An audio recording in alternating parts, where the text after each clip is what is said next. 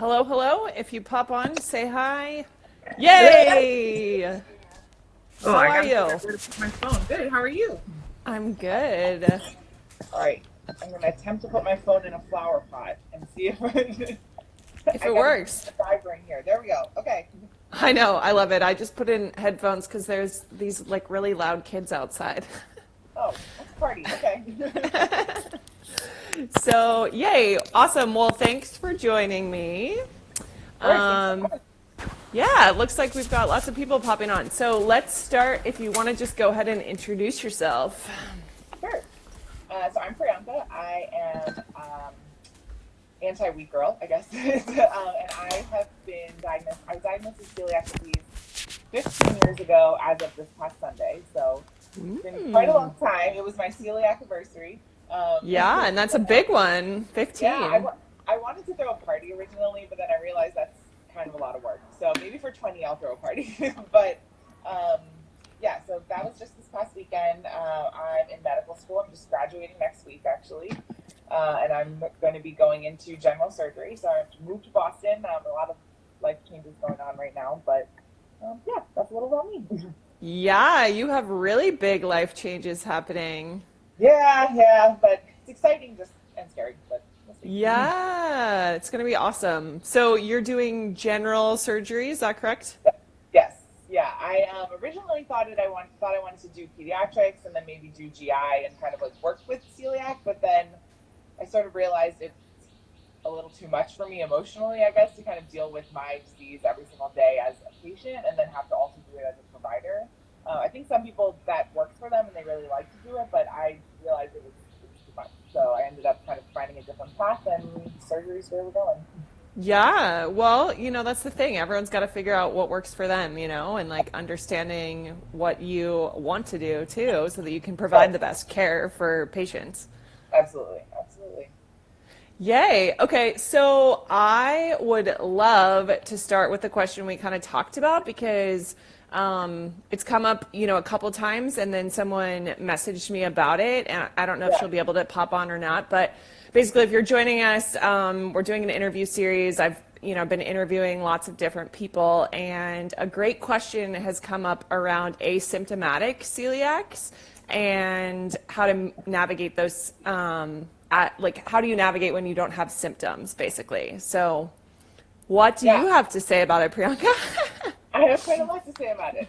So I was actually diagnosed through family screening. So we talked about this a little, but my brother was diagnosed first.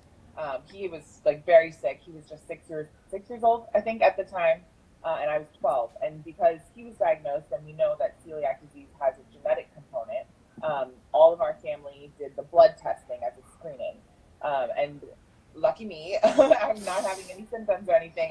My celiac panel was positive. Then I went on to do the endoscopy and biopsy, and then was found to have celiac disease. So, and I was 12 years old at the time. So I think a lot of people, talk about the impact, like the social impact and all that sort of thing, especially being a teen. And then on top of that, I like had no symptoms. So it wasn't that I, got rid of gluten and suddenly felt better. I really felt nothing. I did other than like having to maintain this diet. So I think like the first thing that I always want to say to like asymptomatic people is like you're not alone in feeling really frustrated with this, because I think you don't get that gratification of like, okay, I feel better, or if you eat something bad, you're like, oh man, that bothers me. Like you never get that like hooray, like I understand myself better now. You just have to do this because of the long term consequences. Um, and I think for me as a teen, like I definitely went through ups and downs. Like I went through periods of time where I was like, I don't believe that this is real. I believe my mom made it up because I literally told this whole story. I was like, Mom, you made this up. You just wanted me to do this to support my brother. And I was like, and this is not real. Like I went through this whole thing. But after a while, I think it was really the educational component that made a big difference to me, is like understanding that like, okay, fine, I have this disease. What does that mean for me in terms of my like long term, options? What does that mean for me in terms of diet? And, in 15 years ago, the diet was terrible. Like there was literally no options. But then like, and I don't mean to say that it's easy now, but it's a lot easier. Like the fact that I could go make myself a Yeah. donut this morning, right? Like the fact that I could go do that before we talked is like nothing that would have ever happened even 15 years ago. So even just from then to now, in terms of what options we have, it's easier. But I think, you know, still for asymptomatic people, it's a mental challenge. And I think it's okay to accept that fact that, like, you're literally, like, changing your entire life for something that you don't have concrete evidence for. You have a piece of paper that says you have it. You have your biopsy report that says you have it. But you don't have anything that makes you feel different. So it's okay for it to be hard. And I think, like, understanding the long-term consequences, understanding that if you don't go gluten-free, your risks for cancer increase, your risks for other autoimmune diseases are there. Like, I think understanding all those components, it's just hard to tell a teenager, but I think they're like, teenagers are old enough now to, like, be able to have that conversation. I think it's really important. And I think also, like, just for everyone who's diagnosed as a teen, especially, it's like really empowering your teen to, like, take ownership of this, because, you know, when you're a little kid, your parents are going to, like, cook the food for you and kind of be in charge of everything. But, like, when you're a teen, you're starting to make that transition to going into college. And I know for me that was a hard transition, and I can only imagine, like, what other people feel as well. So I think it's like having your parents be like, no, when we go to a restaurant, you're the one who's going to, like, speak up and talk to the waiter, and I'll be there if you need me, but, like, you have to practice doing that. Or, like, when you have to talk to your friends, like, let's go over a little speech of what you're going to say. And, like, you know, giving your kids those kind of tools, because I know the person who asked the question yesterday was saying, like, about a team, and like, Yep. giving them actual tools that, like, you can work with, and, like, when they go on, you know that, like, now they're comfortable doing those things makes a huge difference. But I mean, just acknowledging, yeah, it's hard, and, like, if your team is dealing with it, just, like, letting them know that they're not the only one who's gone through this, I think is important. And I know for parents it's scary to let your kid go on social media, but I think there are so many teens who are on social media too. Like, I mean, even just on Instagram and Twitter, I've been, like, talking with people who are 13, 14, like, who are going through this, like, the same exact way that I did when I was 12. And I think, like, just knowing that there are other people out there is really great. And also, I know I'm rambling a lot, but the other thing, I went to Camp Celiac right after I was diagnosed. That was, like, huge for me. Like, I was lucky to be able to go the same year I was diagnosed. They have, like, a waiting list and whatever, but there's multiple camps now. At the time, I think there was only one or two, but that was, like, such a great experience to go to a camp and literally just get to be a regular kid. Like, you didn't have to, like, talk about having celiac, but you knew everyone around you had it. You knew all your food was safe, but you could just, like, be free and, like, do camp things. So I think, like, that was another big moment for me. And there's still some people from camp that I still talk to. One of them's another blogger, Celiac Snacks. I don't know if you know her. Jenna and I went to camp together. I think there's, like, it's a great community, and I know it's scary for parents to let kids go onto that, but we need a community to do together, because I think there's a lot of opportunity, even if your immediate area doesn't have much. Yeah, I think that's a really valid point, because especially, I mean, older teenagers, I assume most parents are, you know, okay with their kids being on social media, because it can be really isolating, right? Like, there aren't as many teenagers that are diagnosed with celiac. Like, they probably have it, but they're not necessarily diagnosed yet. And so if they're able to connect and find other people that they can relate to, you know, because that's a big part of being a teenager. Like, you don't want to feel like you're the only one. Of anything, like, whatever it is. Right. And I think, like, I help with CHOP, Children's Hospital of Philadelphia, with their children's celiac support group, and I know there's adult celiac support groups, so there's, like, stuff for both of those groups. But the teens, like, it's just kind of this, like, lost age, and, like, I feel like social media and online is really the place where, like, there's a good community for them. So yeah, absolutely. So did you go to celiac camp just that one year, or is it like a thing you go back to every year? yeah, I went to the one in Rhode Island, Camp Celiac, and they go from, I believe, age 8, I think, to 16. Okay. And so when I was diagnosed, I was 12, and then I went until I was 16, and then I came back as a volunteer for a couple years. I just, unfortunately, with medical school, like, the weeks didn't work up with my schedule, so I haven't been able to go back since. But up until I started medical school, I was going back as a volunteer. So That's awesome. Awesome. It's really amazing. Yeah. Oh my gosh, I love that. I love that that exists now, you know? I mean, I just feel like that's such a huge resource, along with obviously resources online, but, like, that in-person situation is just so much different. Right. And you make friends there, and then you keep in touch, like, throughout the course of the year, and you see each other every summer, and it's like really awesome. It's really cool. That's so cool. Yeah. So You're one of the only people I know. I mean, I guess I know more people now, but you're one of the people I know that was gluten-free all through college. So can you Yeah. also talk about like what that experience was like? Yeah, I think it was so by the time I was going to college, I had already been diagnosed for about 5 years or so, like close to 5 years. So it was already getting easier for me in the point of just like, um, knowing like what I needed to do and those sort of things. But I think that the piece of advice that I always give everyone and that my parents gave to me is that like you should not pick your college based on which place is going to provide you gluten-free options or which place is going to do whatever. Because I think so many people who have celiac get really hyper focused on that, and I understand that. But like, so then they go on these college tours and they see this one college that has like a giant gluten-free buffet and they're like has all this stuff, and that's great. But like maybe that's not the environment for you, right? Like maybe for other reasons that's not going to be the best college, but you get so blinded by like, oh, I'm going to be able to eat all this stuff. Like college is not just about eating, like that is an important component, but like I think so many people and parents also get really scared of like, okay, my kid's gonna leave and like I don't know what they're gonna do. This place has options, let's just go there. And I think like I did not do that. I purposely like didn't even ask any of those questions. I didn't like try to find out any of that information up front. I just was like, I'm gonna find a place that works for like my career goals, works for me as a person, like all that sort of stuff. And then when I get there, I'll make it work. And I think like it should work that way because most of the colleges now, they have to comply with the Americans with Disabilities Act, which I know like it's kind of tenuous of whether celiac is included under that or not, but like, most schools understand chronic illness and disease. And I think like if you come to that school, you go to your disability office. I think that's a big point that a lot of people don't want to do because the word like, you don't feel like you have a disability. Like you don't Right, right. feel sick.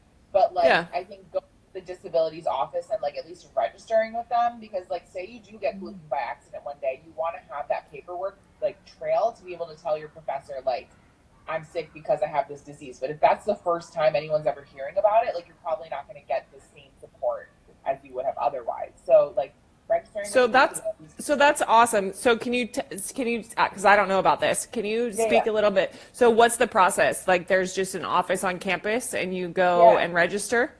Yeah, yeah. So every school will have a different process, but every school should have at least a department or an office or whatever, like one person who's in charge of like accommodations and disability. And you kind of have to like accept the word disability at that point, but like just go there and like I had to fill out a ton of forms and like just get my doctor to basically write a note and say like that she has celiac disease and like these are the specific accommodations she needs, just like you would for any other like whether you had a learning like disability or anything like that. Any Okay. whatever documentation they fill out, your doctor would fill out that same documentation. And you can get a lot of things from that. So the number one important thing I think would be just like if you need a day off because you get gluten, but like you should be allowed that. But I think the other things you can think about are like some schools have dorms that have kitchens in each room. Like maybe that's something that you want, or maybe it's not. But like asking for something like that, or like asking for like setting up meetings with dietitians and stuff like that. So the disabilities office can help you coordinate like all the other resources. So you'll definitely want to register with them, fill out all the paperwork. Sometimes you might have to fill it out every year or like renew it every year. So staying on top of that is important too. And you don't have to do any of that until you already decide where you're going and like start like getting your stuff ready to go to school. Like people don't need to be doing that way ahead of time. The school's gonna accommodate you; they have to. And so that was So that was like the big thing. And then also talking to your residence life, like the people in the dorms, was important. So I became an RA when I was a third and fourth year. Actually, Hannah, Yeah. PPS guru, we were RAs together at Ah, NYU. I didn't So know yeah, that. That's so yeah. fun. So we like, and that was actually before she was even diagnosed with celiac. But we, like, I became an RA, but and like, so a big thing for me was to like make sure there was inclusive food for everyone at every event. But like, if you don't have an RA like me who already knows about it, you have to be able to like speak up and say like, I need these accommodations because that's their job. Like, I think that's the other thing. People don't want to feel like a burden, but like this is people's job. Like, there's a disability office, there's dining services, there's your RA, your residence life. Like, their job is to help you. And like, I think taking advantage of all those opportunities when you go to college is like super important.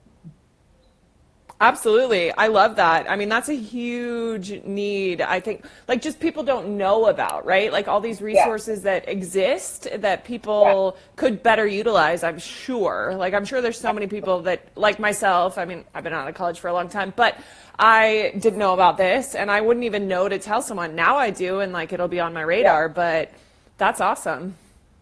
Yeah, and I think like I said, like the word disability scares a lot of people and then makes them not go that way. But I think like if we just kind of own it and we're like, yeah, we do have times in which we are disabled, like in which we have like chronic illness. I think we fall under that category, and it's a scary word, but we definitely have to own it because I think like we can get a lot more resources because of it. So Yeah, absolutely. No, it's good. I mean, and it's flipping it, right, to use it to your advantage, because I think that's what I hear from a lot of people who have been diagnosed for a long time, right? Like whether or not you're an outgoing person or you're used to advocating for yourself, once you're diagnosed, like it just becomes something that you have to learn to do.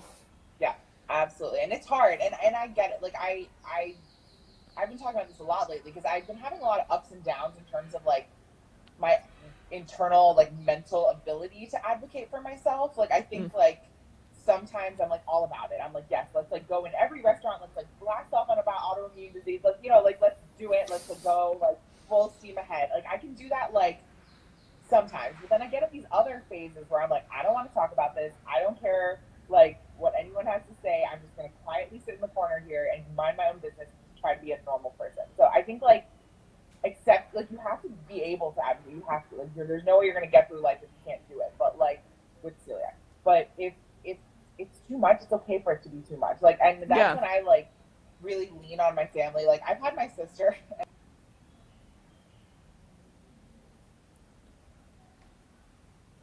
Sorry, I got a call. I had to cancel it. Oh, that's okay. I was like, oh no. sorry. I was gonna say, I've had my sister like make phone calls for me before to restaurants because I like was so emotionally like overcome and like couldn't do it. So like I just had like learning how to do it yourself, but even like teaching other people how to do it for you is really helpful too. Yeah, Like my sister had to absolutely. have and like do the calls for me, like because I just remember I was just interviewing for residency and I was flying all around the country and I was like so exhausted every day that like I'm in a random new city. I have no idea what I can eat here. I'm just like collapsed on the floor after a day of interviewing and like I like owe my sister so much. She called so many restaurants for me to like find out if they were safe so I didn't have to do it because I just like was so burnt out from it. And I think like that's another thing too. Like this is very burdensome sometimes. Like when people don't get it and people don't understand, and like having your support system who can help, like not just understand you, but also like help advocate for you when you just can't do it anymore is like super key. Yeah, I like that you say that because yeah, like we all have our days, right? We're human. Like as much as Yeah, all of us, especially that advocate for this disease, like we still have days where you're just like, oh, that waiter didn't understand. I don't know where in the world I'm going to eat today or like you right. just get exhausted from all the conversations you have to have sometimes. And it's okay for that to be frustrating. And that's okay to have someone else, like your sister or whoever that is in your support system, like do that for you. Yeah, yeah, absolutely. And I think it's a humbling experience to be diagnosed with this disease. I really would say because it's just like you have to be so strong most of the time, but also like recognize, okay, like I need help sometimes. Like this is not gonna like I can't do this all alone. It's impossible. Like especially food is such a social experience. Like that's how humans socialize. Like over dinner, you like just go grab a bite with someone. Like especially in this like American culture, it's very much like ingrained in our socialization. And I think like to not understand the impact that this disease has because of that, like is kind of just like being blind to it. I think like that's the biggest, in my mind at least, the biggest thing that we have to deal with, and like really having a support system to help you through it is like so essential. It is, and it's challenging if you don't like. I really empathize for people who don't have people in their lives that have celiac, because like Yeah, I've like ex-boyfriends or people that I've dated. Like many of the like ex-boyfriends I have never dated a celiac, right? And they're just yeah, like, okay, you have to help me, and like it is something that a lot of people are not exposed to, and so right, it's hard at times because you're like, oh, I just want you to understand, like why don't you get right, it? But Yeah. they haven't known anyone, and so they're not going to get it until they experience it, you know, and like they don't Right. know what it's like to be in your body and like feel sick and get gluten and like what it does to Absolutely. you, you know. Yeah. Well, and it's so different for each person too. Like some people, like for me, like I never had symptoms before when I was diagnosed, and now if I do get gluten, I mostly get like a brain fog kind of thing. I don't really get like GI symptoms every time. And like I think you can't even just like hand them a pamphlet. Like I wish I could. I wish I could just be like, you don't Yeah. understand this? Here, read this paper. But like it's not that cut and dry. Like it's not like that simple as like, yeah, this is what every person with celiac disease experiences. Because there is no such thing as this is what every person experiences. Like everyone has their like, you know, whatever their way their body decides to manifest this disease. And it's exhausting. I think like yeah, I think like having your core group of like friends and family who support you, and then like taking on those each of those like other people as you have the like mental capacity to do it is hard, but it's what we have to do, unfortunately. Yeah, absolutely. So you also have Graves' disease. Yeah. Can you speak a little bit? I don't know if anyone else does, but I feel like, you know, unfortunately, lots of people have multiple things going on. So Yeah, what is for that sure. Yeah. like? So I was diagnosed with Graves' disease must have, like right before I started medical school. So it's now been almost like 4-ish years. So it was way after my celiac diagnosis. And I think like Graves' disease is a very interesting disease. So if anyone who doesn't know, it's hyperthyroidism. It's also autoimmune disease. So I know a lot of people with celiac talk about like hypothyroidism, so like they're underactive thyroid. But Graves' disease is another thyroid disease where your thyroid is overproducing hormone, and it almost manifests like panic attacks in a lot of people. Like you basically kind of get like heart racing, sweating, a lot of weight loss, those sort of things. And they're as with most things with the thyroid, they're symptoms and kind of like with celiac, they're symptoms that people can't like pinpoint and be like, I see that you're experiencing these things, therefore you have X disease, because they're just so vague symptoms, right? They're like panic, like, and you could just be panicking because you're panicking. Like you're not necessarily panicking because your thyroid is off, but I think so. Getting diagnosed with this was like kind of hard because I am sort of an anxious person at times anyway, and I was trying to lose weight. So when I was losing weight, I was like, oh wow, I'm doing such a great job. I'm still eating donuts and losing a ton of weight. I don't know what's going on, but I'm not gonna say anything about it because it's great. Which that was some warped mental thinking, but anyway, like you know, it's an interesting disease in that like you kind of related to a lot of normal symptoms that people have just kind of to another level. So I was diagnosed with that about, like I said, 4 or 5 years ago. Started on medication right away, and thankfully have been able to taper down off of my medication, so I no longer have to take anything, which is a possibility with Graves' disease. It's kind of like a Okay. remission, sort of. It's not exactly remission, but basically you still have the disease and you still have the antibodies that are kind of doing the wrong thing that they're not supposed to do, but your not body's not like creating symptoms to it anymore. It sort of gets used to it, I guess. You can kind of think of it that way.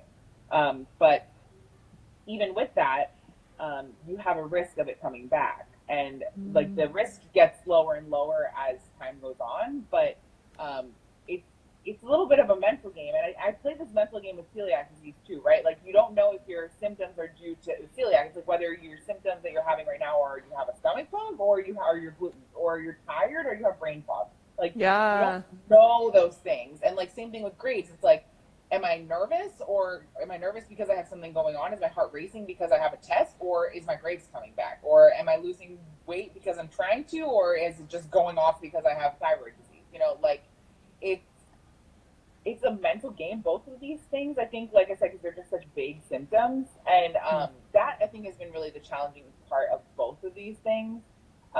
Graves' disease, there's like no real way to figure it out other than like go and get blood work done, which I guess with celiac now there's going to be all those new tests that can like determine if you've been gluten. Like there's a urine test and the stool test that are coming out, which I think are good but interesting. I know, like to do ourselves.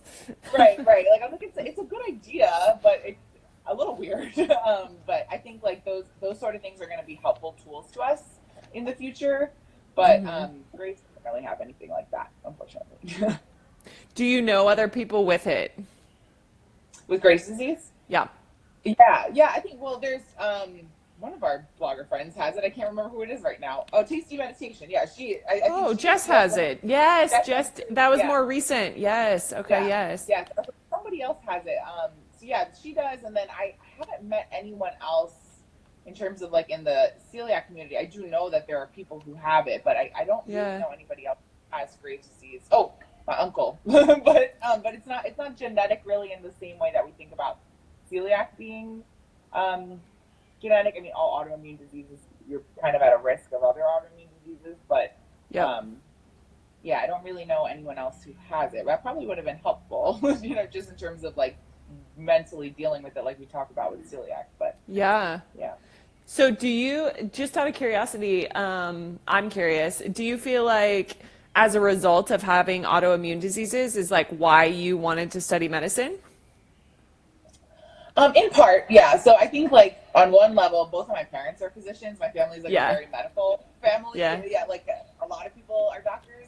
And for a while, I kind of like went away from wanting to do medicine because I was like going to rebel. I was like, I don't want to do this. And then I think I realized like being a patient like gives you so much perspective when you're a doctor. Like I think that I really wanted to be that person who was understanding of their patients and who could kind of relate to the experience they're going through, even if not relating to the exact disease, just relating to the fact that like it's hard to make a lot of appointments. It's hard to like take time out of your day and go see a doctor who only is given 15 minutes to see you and like is behind in their schedule because of that. And like, it's really hard to do a lot of these things. And even when you're in a hospital, like feeling like you're not a human anymore, like those are experiences that people who have never been a patient and like are become doctors, like they don't know. They like kind of can understand in theory, but they've never experienced being a patient. And so I think like to me that was a really big motivator. Like I wanted to be a person who understood their patients and understood the life experience that comes with having a chronic disease. And Yeah. there's a whole movement now. It's called Docs with Disabilities. So it's like a lot of physicians who have disabilities or even people who want to go into medicine with like who have a disability are really kind of rallying together to like talk about this point that like those of us who have chronic disease, disability, etc., have such a unique perspective, and like medical schools and hospitals and things should prioritize that and be like, these are people we want in medicine, kind of try and help that path forward to get into medical school. Because I have these invisible illnesses, and so like I can kind of get away with not saying it to anyone unless I want Yeah.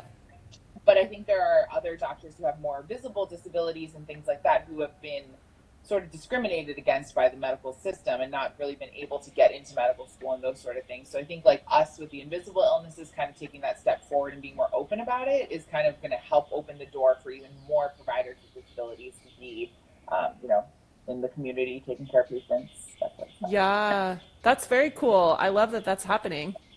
Yeah, it's great. And it's so important. I wish it was happening earlier, but better late than never. Exactly. Okay, so anything else you want people to know about you, about celiac? Anything else you want to share? I think I like hit on all my major points that I'm like trying to say to people. I think like like I said with the college, I think like really do your best not to let celiac hold you back. I think like people get really scared and worried and like a lot of feelings about having celiac disease, and it holds them back from social situations. It holds them back from doing whatever they want in life. And I think like you'll have your ups and downs, but like just focusing like, okay, this is just a disease. This is just a small part of me. Like I can move on and do whatever I want to do in the world. I think is like super important. So I think that's my big message. I always like to say to people, especially when they're newly diagnosed, that like you can still do anything that you want with this disease. Like it's hard, but like kind of just keep pushing forward. And I forgot to show you my mug. Yeah, I want to see. What, Free celiac chip. okay, good. I'm like trying to read backwards. I'm like, hold on, what backwards? does that say? Okay. I'll take a picture of it later and send it to you. But yeah. I love it. Yeah. And what kind of donut did you get? Oh, it's called Devil Dog, which like I didn't really know what that meant. It's a chocolate chip with chocolate, like a vanilla buttercream in the middle. Well, I hope you It's a snap lot of things. I happening hope you here. snap a photo of that and put that up Yes, on the gram. absolutely, absolutely. Okay, so where can everyone find you? So I'm on like every social media, Instagram, Twitter, Facebook, all of them. Just search for Anti-Weak Girl. I'm contemplating whether I want to change it to Dr. Anti-Weak Girl after I graduate, but we'll see. I don't In know a if I'm gonna do week. that. So In a week, exciting. next Thursday, yeah. But Anti-Weak Girl, you'll still find it. And I talk more on Twitter. So if you're on Twitter, please like reach out. And I'm more like into having conversations rather than posting pictures quite so much. So Yeah. find me on social media. And I have a written blog too, which I don't write that much on anymore. But it's antiweakgirl.com. So if anyone wants to go on there, and also if anyone wants to share their story, that's what I really feel passionate about. So if anyone else wants to write a piece, and I will publish it on antiweakgirl.com. So if there's any, story, perspective, anything anyone wants to say, send me an email, antiweakgirl@gmail.com. And we can work on publishing that because I think it's important for more stories to be shared. So. That is awesome. Thank you. I love that. Thank you. Yeah. This is awesome. It was great to This talk was to you. so fun. I know. All right. So, everyone, thank you for joining us. If you have follow-up questions, you can reach out to either of us. Happy to answer. But yeah, I will talk to you soon. Yes. Thank you so much. All right. Thanks, Priyanka. Bye. Bye.